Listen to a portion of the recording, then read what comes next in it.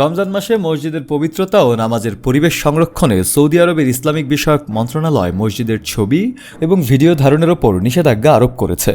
শুক্রবার 21 ফেব্রুয়ারি মধ্যপ্রাচ্য ভিত্তিক সংবাদ মাধ্যম গালফ নিউজের এক প্রতিবেদনে এ তথ্য জানানো হয়েছে। নতুন নির্দেশনা অনুযায়ী নামাজের সময় ক্যামেরা ব্যবহার ও লাইভ সম্প্রচার সম্পূর্ণভাবে নিষিদ্ধ করা হয়েছে।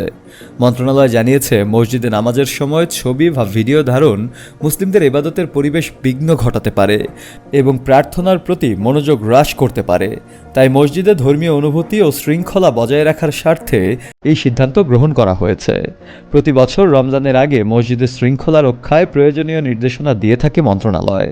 এবারের নির্দেশনায় বিশেষভাবে উল্লেখ করা হয়েছে যেন মসজিদে ইমাম ও ধর্মীয় নেতারা বিষয়টি গুরুত্ব সহকারে পালন করেন এবং মুসলিমদের জন্য একটি সুশৃঙ্খল ও শান্তিপূর্ণ পরিবেশ নিশ্চিত করতে পারেন।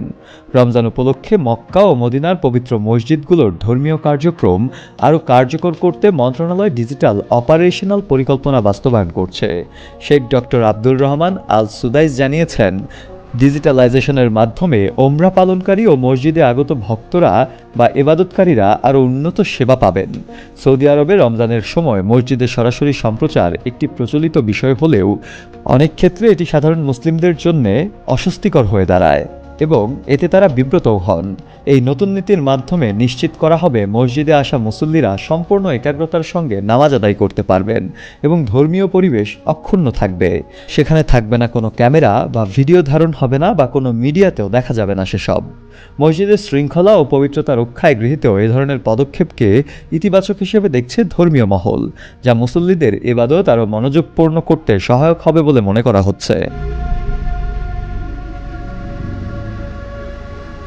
শফেল মাওলা, কালের কণ্ঠ।